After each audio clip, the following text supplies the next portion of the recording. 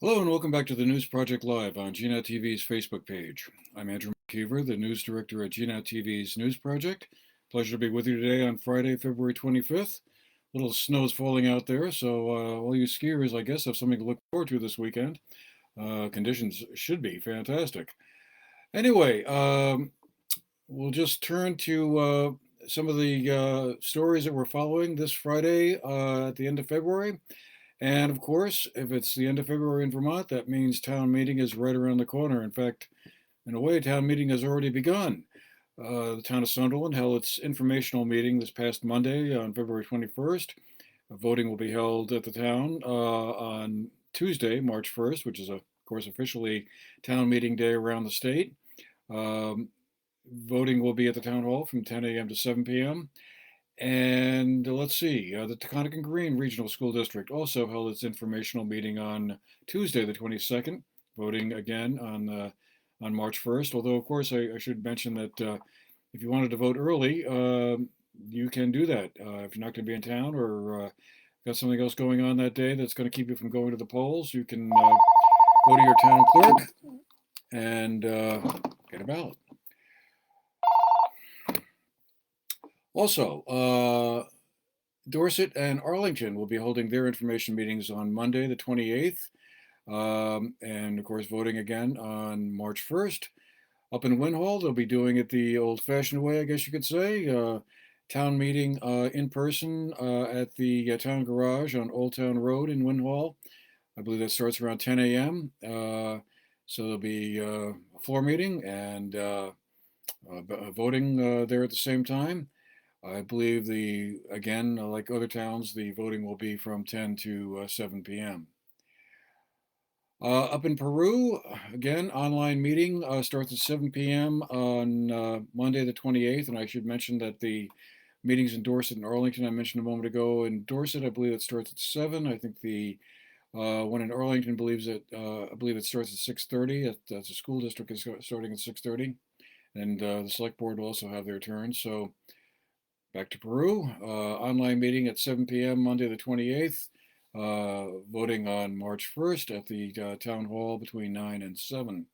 Up in Landgrove, there'll be an information meeting Monday the 28th, starting at 6 p.m. Voting to be held the following day, Tuesday the 1st, from 8 to 7 p.m. And up in Rupert, pre-town informational meeting will be held on Monday the 28th at the Rupert Fire Department. Firehouse, excuse me. It starts at 7 p.m. and the voting will be at the town hall, town office, beginning at 10 a.m. and closing at 7 p.m. The other two towns in our coverage area, Weston and Londonderry, will be holding their town meetings a little bit later. Weston will be doing theirs on April 5th up at the Weston Playhouse, and in Londonderry, they will have their town meeting on April 30th. So, as we look around some of the warnings that we've seen so far, most of them are fairly basic items, common stuff you're used to seeing on the warnings. Manchester, a little bit different. A few things there for folks to consider. First, at their information meeting, which, as I said, will be held on Saturday the 26th, tomorrow. That begins at 1 o'clock. It'll be on a hybrid meeting online, and the Zoom invite is on the town website. But three issues there kind of stand out. Actually, four, I should say. The proposed field house will be one item of discussion. Whether or not to allow cannabis sales in town is another. The question of the rail trail being purchased by the town, a little walking and hiking and biking trail. It's been up on the warning before in various ways, but this time the proposal will be, should the town acquire it for $120,000, I believe. And also the North Shore Day School, the pre-K early childhood education school in Manchester is also seeking financial help from three area towns, Manchester, Dorset, and Sunderland, and they are asking for varying degrees of financial support from those three towns. Going down to Arlington, we have a couple of well, three competitive races. It's kind of unusual since, as far as I can tell, Arlington is the only town that does have competitive races for its town offices.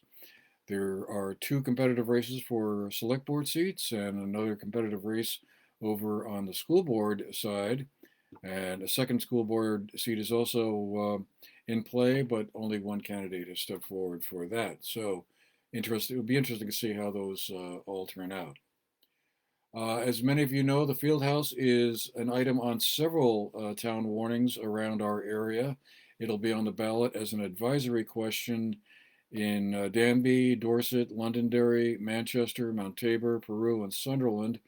And that's the proposal for a 74,000 square foot field house that would include a running track, a climbing tower, multi-purpose courts for basketball, pickleball, and maybe volleyball, other activities, as well as workout rooms and meeting space. So it'll be interesting to see how many towns give that a thumbs up and where that goes from there. Meanwhile, also, the issue around the North Shore Rescue Squad continues to kind of percolate. The Manchester Journal is reporting that the Rescue Squad is preparing to send a new 3-year contract proposal to its 5-member towns. As many of you know, the Rescue Squad serves Manchester, Dorset, Danby, Mount Tabor, and parts of Winhall. This proposal would cap increases in yearly town assessments at 6% unless approved by the Emergency Medical Services Board, and would also provide a way for the towns to maintain service if their membership lapses. Uh, Under the new proposal, any town that does not sign the contract and becomes a non-member could remain contractually bound if they had signed a previous contract, if they continue to pay the rescue squad for services, or the rescue squad continues to provide emergency rescue squad services. So this, of course, is an issue because Manchester has, as many of you know, had a consulting firm look at its participation in the rescue squad, the 5-town rescue squad, and came up with a couple of concerns about the rescue squad's culture, its response times, interaction with Manchester, which of course is the largest town it serves and generates the most number of rescue squad calls. So there's been a lot of back and forth around that. The rescue squad, as you know, responded on January 31st with their own view of the relationship between the rescue squad and Manchester. And the squad took issue with a number of the consultants' findings, particularly questioning the Manchester-centric point of view, and also that their quality of care was pretty good.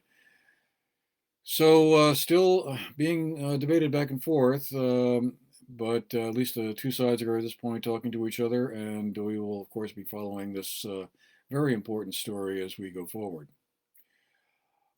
Just wanted to mention before we go any too much further, on GNAT earlier this week, we had the privilege of doing a in-depth interview with Senator Patrick Leahy. Greg Sekenik of the Manchester Journal and Bennington Banner and I had the opportunity to talk with Senator Leahy for about almost 45 minutes on Wednesday and heard his views on a wide variety of issues, past, present, and future. We talked a little bit about his service over the past 48 years as Vermont's one of Vermont's senators.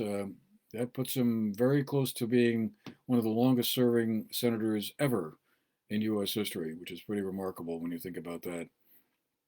And he, of course, is going to be stepping down at the end of this year, and Vermont will be electing a new senator to join Bernie Sanders in that office. I'll have more about that in just a minute.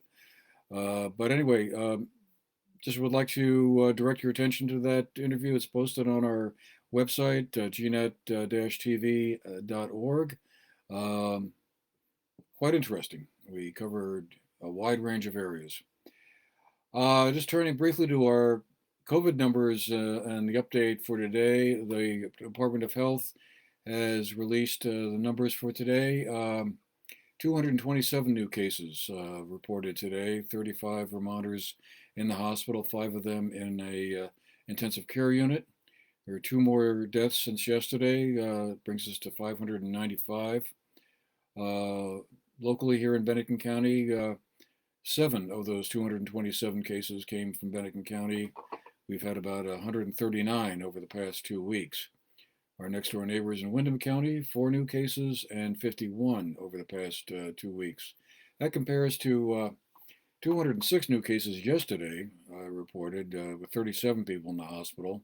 So a few more new cases, a couple of fewer people in the hospital. And at that point, yesterday there were 593 deaths that had been reported, so 2 overnight. Turning to Montpelier, a couple of things to note. It is with the arrival of town meeting. It is also crossover week. That's when items of legislation that began their legislative journey either on the House of Representatives side or on the Senate side have to kind of complete their passage on their respective sides and then cross over to the other branch. And they're going to have a decent chance of perhaps gaining passage by the end of this legislative session.